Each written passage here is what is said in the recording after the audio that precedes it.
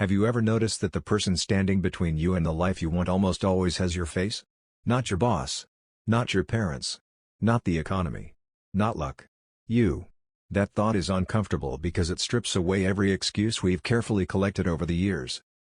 But what if I told you that this isn't bad news? What if the greatest obstacle in your life is also the one thing you have the power to change? Most people believe discipline is about forcing yourself to do things you hate. They picture military drills, impossible morning routines, and a life stripped of joy. They think discipline is punishment. A prison built from alarms, calendars, and endless sacrifices. They're wrong. Discipline isn't a prison. It's freedom disguised as discomfort. And almost nobody realizes why. Every morning, millions of people make promises to themselves. They'll wake up earlier. They'll exercise. They'll study. They'll build the business they've dreamed about for years. They'll finally become the person they've imagined in quiet moments before falling asleep. By nightfall, many of those promises are already broken. Not because those people are lazy. Not because they're weak. Because they're fighting the wrong battle. The real battle isn't against laziness. It's against your own brain. That may sound strange. But your brain has one primary mission that has almost nothing to do with your dreams. It doesn't care about your ambitions, your New Year's resolutions, or the future version of yourself you hope to become. Its first priority is survival. And for most of human history, survival meant conserving energy whenever possible. Thousands of years ago, wasting energy could mean death. Food was uncertain. Predators were real. Every unnecessary movement carried a cost. The brain evolved to save energy, avoid risk, and repeat familiar behaviors because familiar usually meant safe. The problem is that your brain still runs much of that ancient software. Today, you're not escaping predators. You're trying to write a book, launch a business, lose weight, learn a skill, become healthier. Yet your brain reacts as though these challenges are dangerous simply because they're unfamiliar. That's why sitting on the couch feels easier than going to the gym. That's why scrolling for another hour feels safer than beginning the project that could change your life. Your brain isn't trying to ruin your future. It's trying to protect your present. And that's the psychological trap almost nobody sees. Every time you delay something important, your brain rewards you with immediate comfort. Comfort feels like relief. Relief feels like safety. Safety feels good. So the habit grows stronger. Without realizing it, you begin training yourself to avoid discomfort. Then something extraordinary happens. Months pass, years pass. Your confidence quietly disappears. Not because you failed. Because you kept watching yourself break promises. Confidence isn't built by motivational videos. It isn't built by affirmations. Confidence is evidence. Every promise you keep becomes proof that you can trust yourself. Every promise you break becomes evidence that maybe you can't. This is why two people with identical talent often end up living completely different lives. One slowly becomes someone they trust. The other slowly becomes someone they doubt. The frightening part is that neither transformation happens overnight. It happens so gradually that you barely notice it. Psychologists sometimes refer to this as self-efficacy, the belief that you can influence your own outcomes. Research has repeatedly shown that people with higher self-efficacy persist longer through setbacks, recover faster from failure, and attempt more difficult goals because they believe their actions matter. Notice what comes first. Belief doesn't create action. Action creates belief.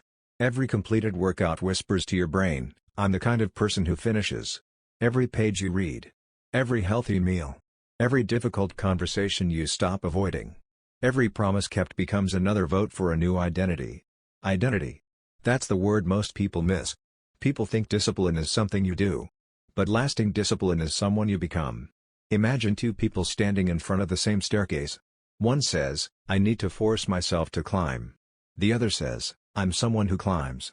The action is identical. The psychology isn't. One depends on motivation. The other depends on identity. And identities are incredibly powerful because the brain constantly tries to remain consistent with them. If you believe you're lazy, your brain searches for evidence that confirms it. If you believe you're resilient, it searches for evidence that confirms that instead. Your mind behaves less like a camera recording reality and more like a lawyer defending whatever identity you've accepted. This explains something fascinating. When Roger Bannister ran the first recorded sub-4-minute mile in 1954, Experts believed the human body simply wasn't capable of it. Some even argued that attempting it was dangerous. Yet once Bannister shattered the barrier, something remarkable happened. Within a few years, dozens of runners accomplished what had previously seemed impossible. Their muscles didn't suddenly evolve. Human biology didn't transform overnight. Their beliefs did. A psychological barrier fell before a physical one. That pattern repeats itself in every area of life. The greatest prison is often invisible. It's the story you quietly repeat about who you are. I've never been disciplined. I'm always late. I'm terrible with money. I can't focus. I'm just not confident. Each sentence feels harmless. But every repetition strengthens a mental blueprint. Neuroscientists often summarize this with a simple principle. Neurons that fire together wire together. Every repeated thought strengthens its pathway. Every repeated behavior reinforces it. Every repeated excuse deepens it. Eventually, what started as a choice begins to feel like your personality. But personalities are far more flexible than most people imagine. London taxi drivers provided scientists with a fascinating clue.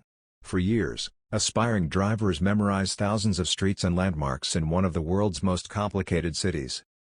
Brain scans later revealed measurable changes in regions associated with spatial memory. Their brains physically adapted to repeated mental effort. Your brain is not carved from stone. It is constantly being remodeled by what you repeatedly do. That's both terrifying and hopeful. Terrifying because every wasted day shapes tomorrow's mind. Hopeful because every disciplined action does the same. Think about that for a moment. Every time you choose the difficult workout instead of the comfortable excuse. Every time you read instead of scrolling. Every time you finish what you started. You are not simply completing a task. You are literally participating in the construction of your future brain. And that changes everything. Because discipline isn't about winning one battle. It's about becoming the kind of person whose brain begins expecting discipline as the default. At first, discipline feels unnatural because you're asking your brain to abandon familiar patterns. It protests. It negotiates. It invents excuses that sound surprisingly logical. You deserve a break. You can start tomorrow. One day won't matter. Those thoughts don't arrive because they're true. They arrive because your brain values consistency more than improvement. It would rather protect your current identity than risk creating a better one. Which raises an unsettling question. If your own mind can become so skilled at protecting the person you used to be, what happens the day you finally convince it that you are someone entirely different? The brain is an extraordinary prediction machine. Long before you consciously make a decision, it is already trying to guess what you're about to do next. Every habit you've repeated, every excuse you've accepted, every routine you've followed becomes data. Over time, your brain stops asking, "What should I do?" and starts assuming, "I already know what this person does." That assumption quietly shapes your life. The person who skips workouts doesn't wake up each morning and debate whether to exercise. Their brain predicts they'll skip it because that's what usually happens. The person who reads every night rarely negotiates with themselves either. Their brain predicts they'll open a book because repetition has made the behavior familiar. Discipline begins to feel effortless not because the work becomes easier but because the internal argument becomes quieter. Most people spend their lives trying to win motivation. The disciplined spend their lives reducing decisions. There's a profound difference. Imagine waking up every morning and asking yourself whether you should brush your teeth. You'd probably find that ridiculous. You don't rely on inspiration. You don't wait until you're emotionally ready. You simply do it because it's become part of who you are. The same mechanism can transform every meaningful area of your life. The danger is that the opposite is also true. Every behavior you repeat without thinking becomes another vote for the person you're becoming. Every unnecessary distraction teaches your brain that focus isn't important. Every promise abandoned teaches it that your future can wait. Every hour spent consuming instead of creating strengthens a subtle but powerful identity. Someone who watches life happen instead of shaping it. This is why discipline is never just about today. Today's choices become tomorrow's instincts. And instincts are incredibly difficult to argue with. There is a reason David Goggins often speaks about callousing the mind. Most people hear those words and imagine relentless suffering. But beneath the intensity lies an important psychological principle. Your first encounter with discomfort always feels larger than it truly is. The first cold shower shocks your body. The first public speech terrifies you. The first early morning feels unbearable. The first difficult conversation makes your heart race. But something remarkable happens after repeated exposure. The discomfort doesn't disappear. Your interpretation of it changes. Psychologists call this habituation. The nervous system gradually reduces its response to repeated experiences that no longer represent genuine danger. The same staircase that once left you breathless eventually feels ordinary. The same gym that once felt intimidating becomes familiar. The same challenge that once consumed your thoughts becomes another part of your routine. You didn't eliminate fear, you outgrew it. That distinction matters because so many people postpone action while waiting to feel fearless. Fearless people don't exist. Conditioned people do. Every courageous person you've ever admired has simply spent more time training their response to discomfort. Think about Kobe Bryant. Long before championships and global recognition, there were stories of him arriving at practice before sunrise, finishing workouts while others were still asleep, and continuing after everyone else had gone home. People often describe that routine as an obsession. But beneath the headlines was something quieter. Consistency. Every repeated practice session strengthened not only his body but also his identity. Eventually, extraordinary effort became ordinary behavior. What looked like talent from a distance was often repetition viewed through the lens of time. This is one of the greatest illusions in modern life. We witness someone's results. We almost never witness the thousands of invisible moments that created them. The author is staring at a blank page while everyone else watches television. The entrepreneur solving problems after midnight when nobody is applauding. The student is reviewing material while friends are celebrating. The athlete choosing another repetition when exhaustion suggests stopping. History remembers the performance. It rarely remembers the preparation. That's unfortunate because preparation is where transformation actually lives. Your life is not determined by the dramatic decisions you make once a year. It's determined by the ordinary decisions you make every day. James Clear popularized the idea that small improvements compound over time. And neuroscience supports the principle. Tiny repeated behaviors reshape neural pathways far more effectively than occasional bursts of extreme effort. The brain loves consistency. Even if the consistency is small. Especially if it's small. Because small actions don't trigger overwhelming resistance. If someone who has never exercised suddenly commits to 3 hours in the gym every day, their brain interprets the change as a threat to its established patterns. But 10 minutes? That feels manageable. And that's where discipline quietly gains ground. Success often arrives wearing clothes so ordinary that most people mistake it for insignificance. One page. One push-up. One paragraph. One phone call. One decision to wake up when the alarm rings instead of bargaining for another 10 minutes. None of those moments look life-changing. Together, they become a different life.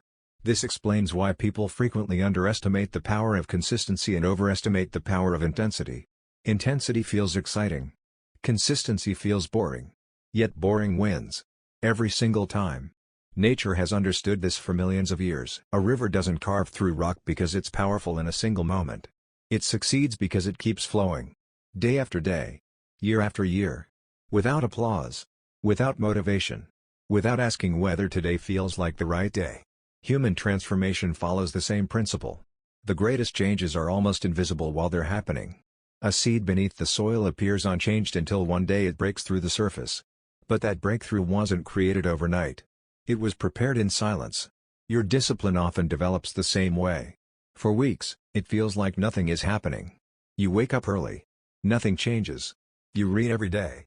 Nothing changes. You exercise. Nothing changes. You save a little money. Nothing changes. Then, almost without warning, everything changes. Not because one action transformed your life, but because hundreds of ordinary actions quietly accumulated until they reached a tipping point. Most people quit just before that moment. Not because they lack ability. Because they mistake invisible progress for no progress. That misunderstanding has destroyed more dreams than failure ever has. Failure at least teaches. Impatience convinces people to stop learning altogether. There is another psychological trap that hides behind modern convenience. Your brain evolved in an environment where rewards often required effort. Today, rewards arrive instantly. Entertainment requires one tap.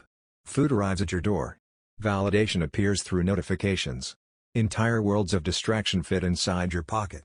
Your brain wasn't designed for this environment. Every notification releases a small burst of dopamine, a neurotransmitter deeply involved in motivation and reward prediction. Contrary to popular belief, dopamine isn't simply the chemical of pleasure. It's the chemical that says, pay attention. Something rewarding might happen. Social media understands this extremely well. Every refresh carries uncertainty. Maybe there will be something exciting. Maybe there won't. That unpredictability keeps people checking again and again. The same mechanism that once helped humans search for food can now keep someone scrolling for hours, without realizing it. Many people spend their strongest mental energy chasing tiny digital rewards while neglecting the meaningful rewards that require patience. Discipline is the decision to reverse that equation.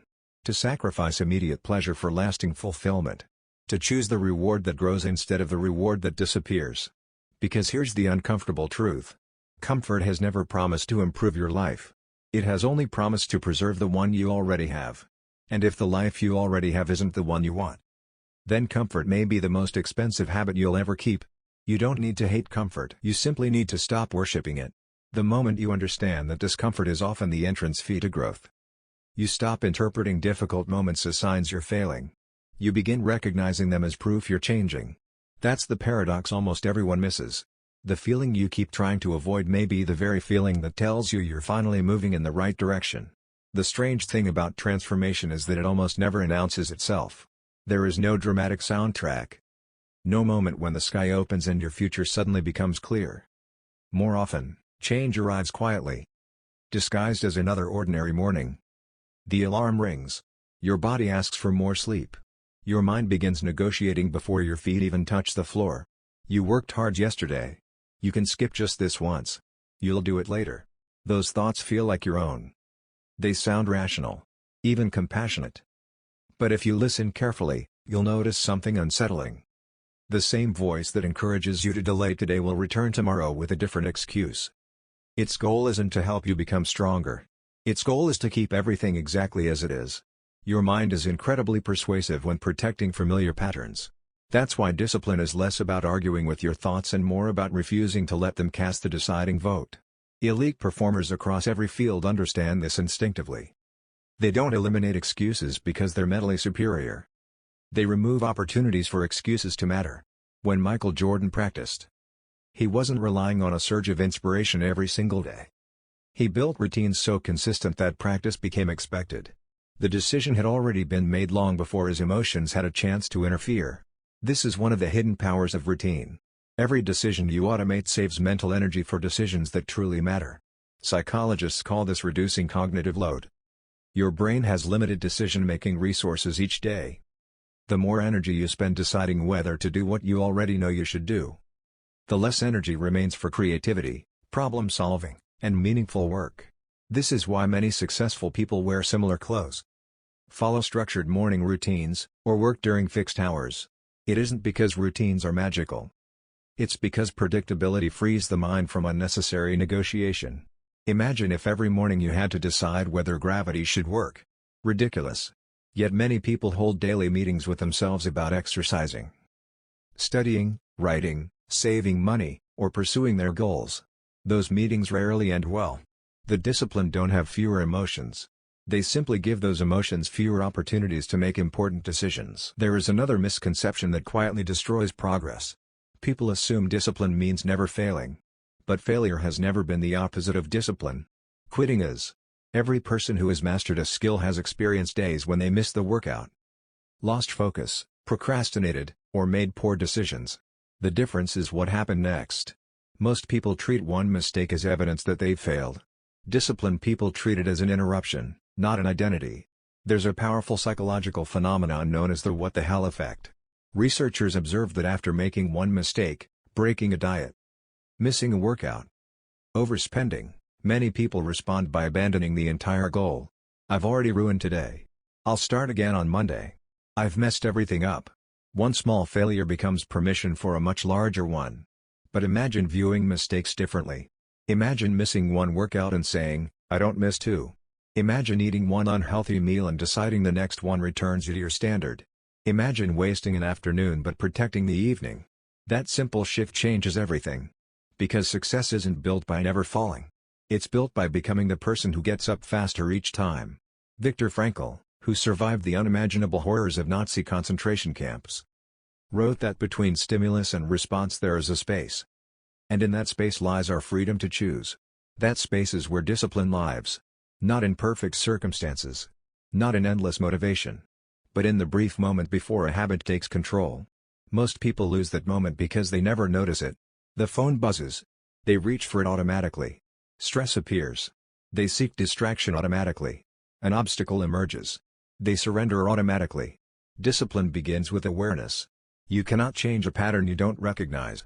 For the next few days, pay attention to your automatic behaviors. Notice how often your hands reach for your phone without a conscious decision. Notice how often you open another tab while working. Notice how often you delay something important by telling yourself you'll do it later. Don't judge yourself. Just observe. Awareness is the first crack in every destructive habit. Once you see the pattern, you can interrupt it. And interruption creates possibility. One of the simplest ways to do this is surprisingly effective. When you're about to avoid something difficult, pause for 5 seconds. Not to convince yourself. Not to debate.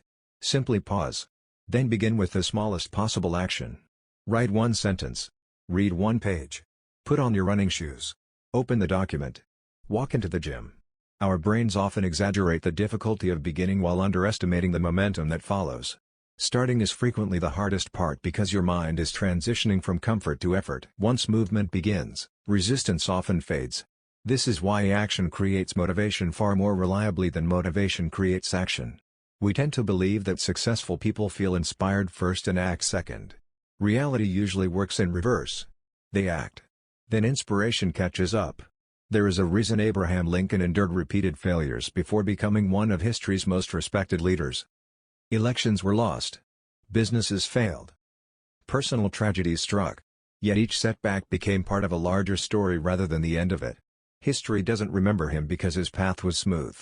It remembers him because his purpose outlasted his obstacles. The same principle applies to every meaningful pursuit. The question is never whether life will become difficult. It will. The question is whether your identity is stronger than your circumstances. Because circumstances change constantly. Identity endures. When you become the kind of person who honors commitments regardless of mood, weather, convenience, or temporary disappointment, life begins to respond differently. Not because the world suddenly becomes easier. Because you become harder to stop. There will come a day when you realize that the habits which once felt impossible now happen without effort. You'll wake up before the alarm. You'll choose the healthy meal without thinking. You'll begin your work without spending an hour negotiating with yourself. And you'll wonder when it became normal. It became normal one ordinary day at a time. One promise kept after another. One difficult choice repeated until it no longer felt difficult. That's the secret hidden beneath every extraordinary life. The extraordinary is almost always built from thousands of moments that looked completely ordinary while they were happening. And perhaps that's the most hopeful truth of all. You don't need to transform your entire life today. You only need to become the kind of person who refuses to waste today. Because tomorrow is built by someone you've never met. That someone is being created by every decision you make right now. Years from now, people may look at your confidence, your success, your resilience and assume you were naturally disciplined. They'll never see the mornings when nobody was watching. The nights when quitting felt easier. The silent battles you fought inside your own mind. But you'll know. You'll remember that discipline was never about becoming someone else. It was about finally becoming the person you were capable of being all along. One choice at a time. One day at a time. One promise at a time. And one day, without even realizing when it happened. You'll look back at the life you used to live and discover something remarkable. The person who once waited for motivation is gone. In their place stands someone who no longer needs permission to become extraordinary. Because discipline was never the destination. It was the bridge. And every step across that bridge was building the life that once existed only in your imagination. The future you've been waiting for isn't approaching. It's being created by what you choose to do next. So when this video ends, don't look for another dose of inspiration. Look for your next action. Because your life will never be changed by what moved you for a few minutes. It will be changed by what you decide to repeat for the next few years. And that decision begins now.